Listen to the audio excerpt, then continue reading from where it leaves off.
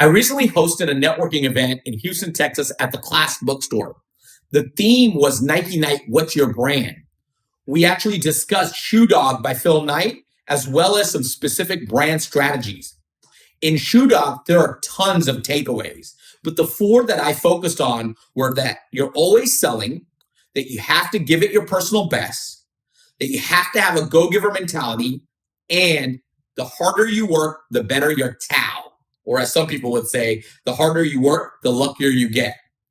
Now, the specific brand strategies that we covered in the session were really to help individuals, regardless if they're working in their corporate career, they're selling a specific product, or even if they own a business and are trying to grow. It really applied to anybody. We shared about being authentic, how you truly have to be yourself nowadays. To me, there's no difference between my corporate brand and my personal brand. And you guys pretty much can see that all the time. I even shared a story of a previous employer that had a strict dress code and even made me shave to go to their headquarters. Now, personally, I probably wouldn't work for an organization like that anymore because it doesn't allow me to be my authentic self. The second thing we discussed was creating a consistent online presence. See, everybody does specific things when it comes to starting a new business or selling a specific product or etc. But you have to be consistent with it and create an online presence for the consumers to see. So whether, again, you work for a company or you're selling your brand of a business, you have to be consistent and not flavor the month. The third thing we talked about was the power of video. Since the pandemic, video has grown significantly. It also shows that there are science-backed evidence that we connect with people different on video.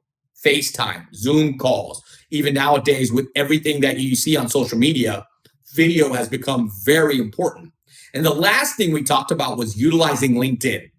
It really is a super tool, not just for looking for a job, but also connecting with people, building a network, building your portfolio. And we kind of went through all of that as ways that people can use LinkedIn to help each other out as well as grow their brand.